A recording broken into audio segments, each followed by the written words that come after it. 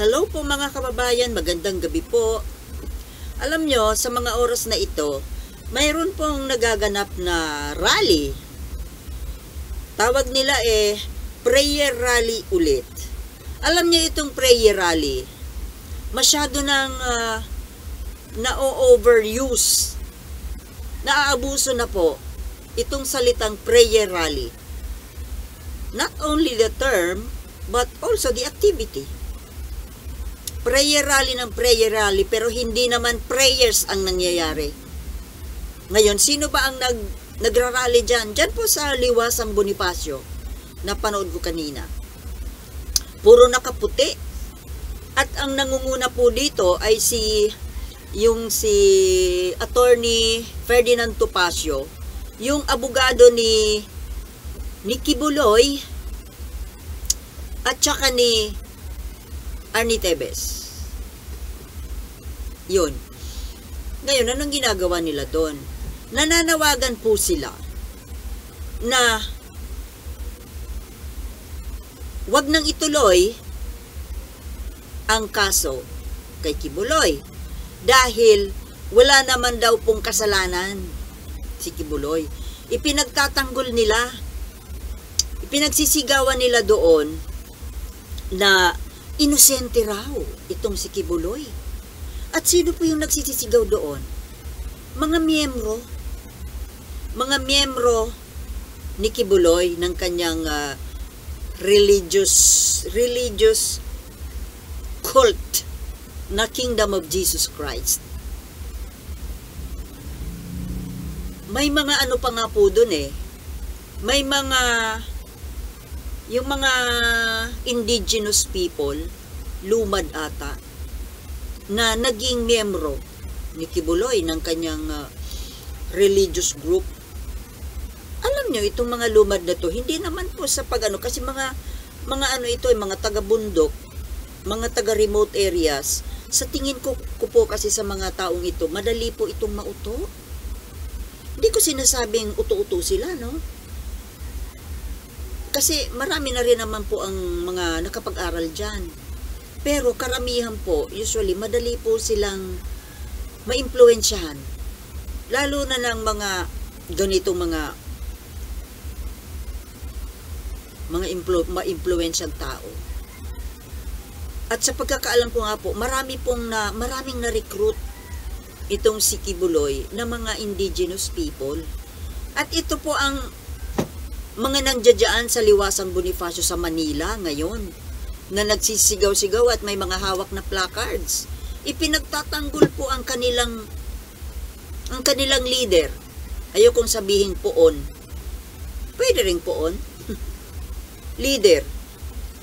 Alam nyo, tingin ko dito, bakit naman sila makakarating ng Manila ay mga taga doon ito sa kabundukan sa Mindanao?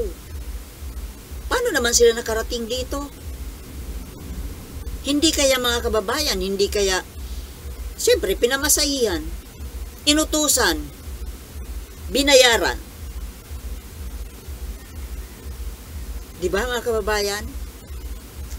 Posible yun. Ano naman ang idea nila, magka-idea man sila ng ganyan na mag-rally-rally, siyempre tinuruan. Ayan na nga ang leader nila dyan, si Topacio at si Jason Sa. Si Jason Sa na hindi mo maintindihan kung ano na nangyari sa utak ni Jason Sa. Dati alam mo yung Jason Sa na ito, nung magpartner pa sila ni Mel Chanco. Fans din naman ako ng dalawang ito, itong, ano bang tawag nila sa kanila, tawagan nila, partner ba yun? Partner yata.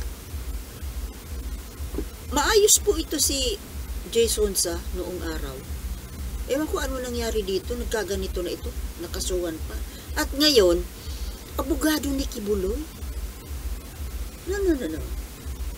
Ibig ko sabihin, hindi naman siya abogado journalist siya dati. Spokesperson. Naging spokesman na ni Kibuloy. At ang bayad sa kanya, di ba? 1 million a month. Wow, sana all. magtatabil-tabil ka lang ng konti, 1 million a month. Sana ako rin. Ngayon, ang mga pinagsisisigaw po nila doon, kahit na itong si Topacio, parang mga walang kabuluhan. At ang masama pa, habang sila po ay nagsisisigaw-sigaw doon na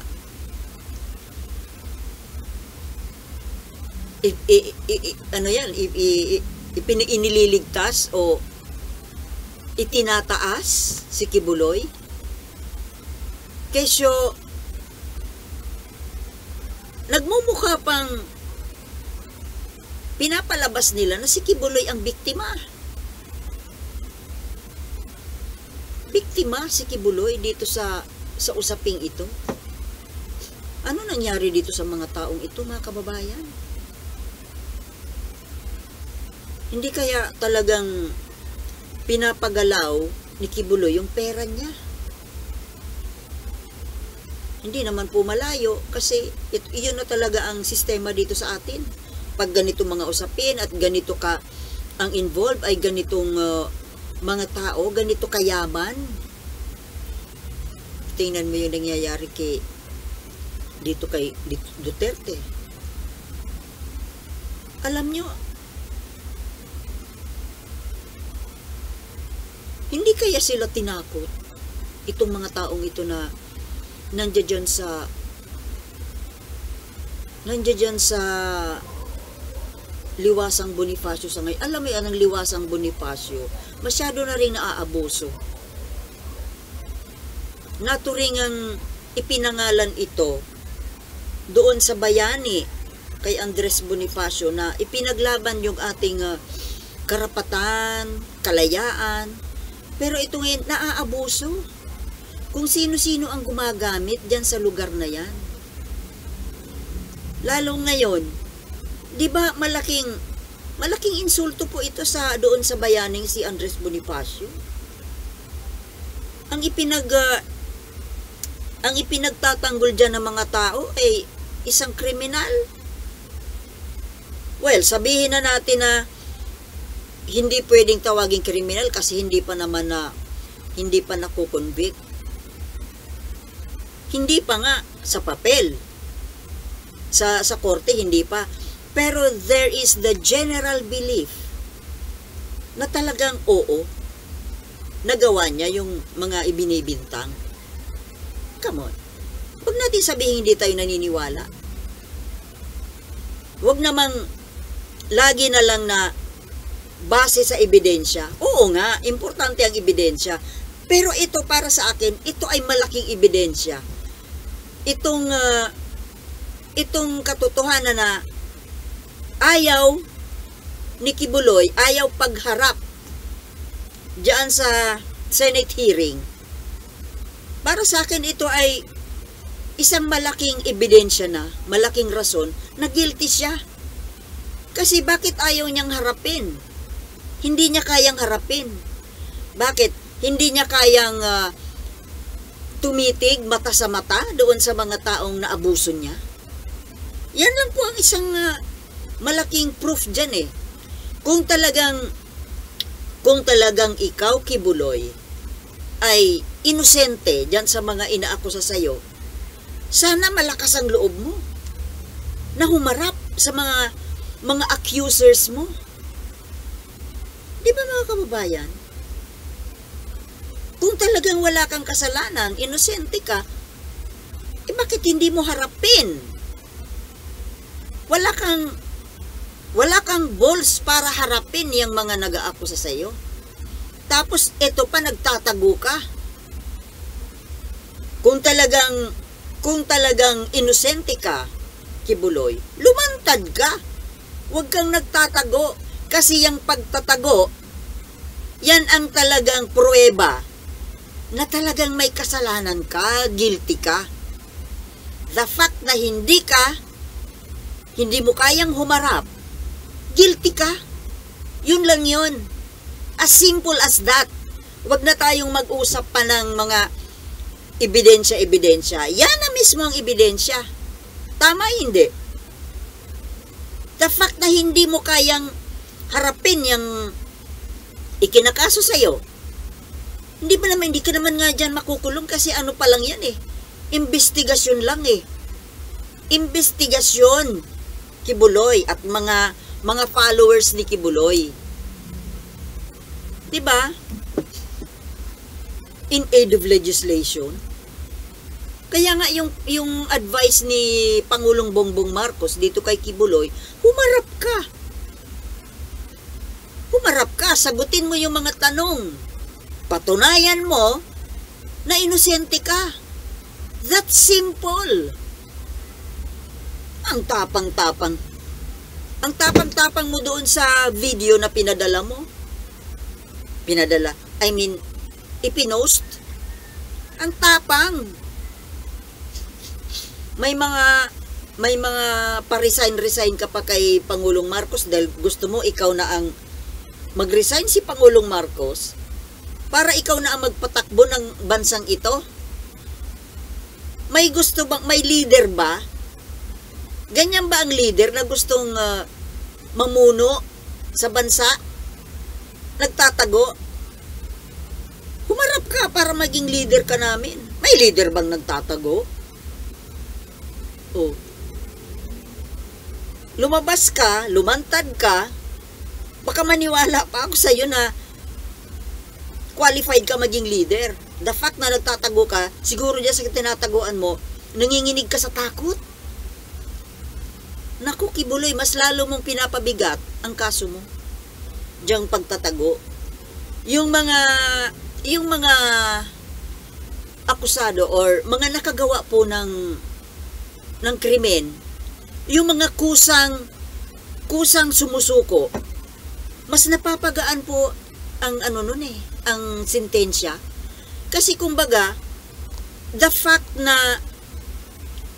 very fact na sumuko ka mismo, hindi pa alam ng otoridad na nagkasala ka, pero isinuko mo ang sarili mo, that only goes to show na you are repentant. Diba? Repentant ka sa iyong nagawang mali. Ganyan yung ginawa ng papa ko noon. Kaya pinagmamalaki niya yon. Ganun po ang tamang gawin. Wala naman pong nagawang krimen yung tatay ko. Kwento niya, mayroon siyang nakaaway na konduktor ng bus, dahil, pinag-awayan nila yung karga niyang, kasi may business siya noon na nagbabay and sell siya. Nag-away sila. Nag-away sila tungkol doon sa kargamento, ganyan. Na para sa tatay ko, nasa tama siya, binugbog niya. Binugbog niya yung konduktor. At napilas daw yung malakas yung pagkakabugbog kasi frustrated, naman yung tatay ko? Frustrated boxer. Paboxing-boxing lang naman sa neighborhood. At ang binubugbog nun, yung mga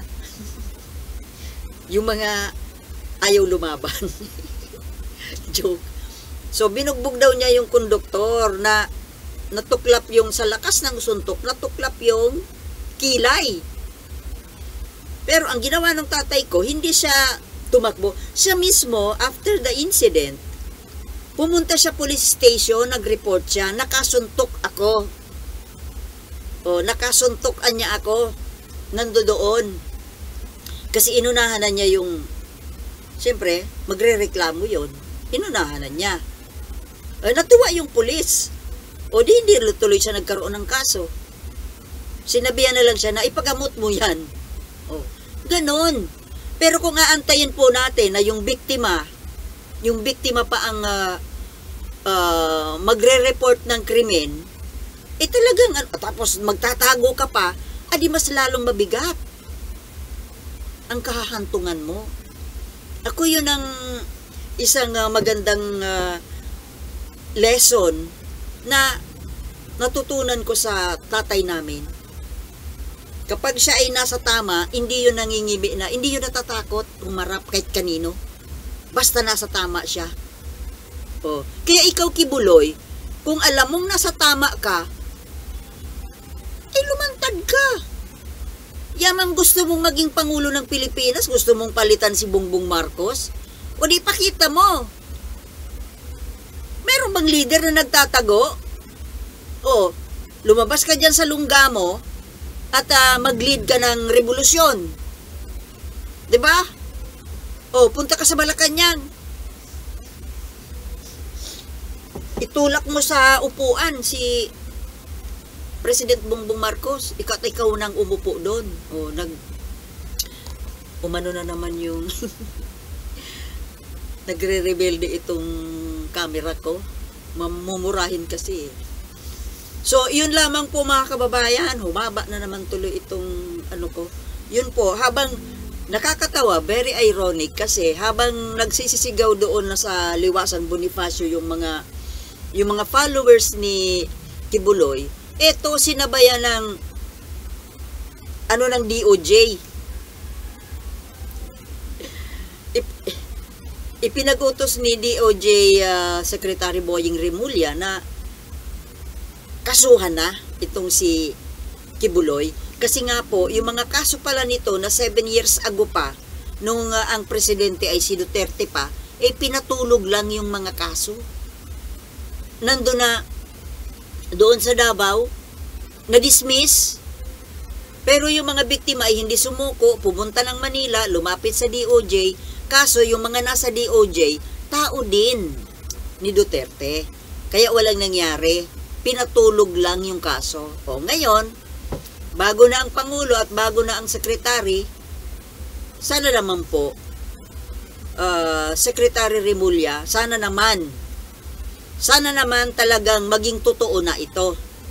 Wala nang whitewash, walang bayarang mangyari. Okay? O hanggang dito na lang po mga kababayan at maraming salamat po sa panonood. Nahaba na. Thank you for watching and see you in my next vlog. Peace.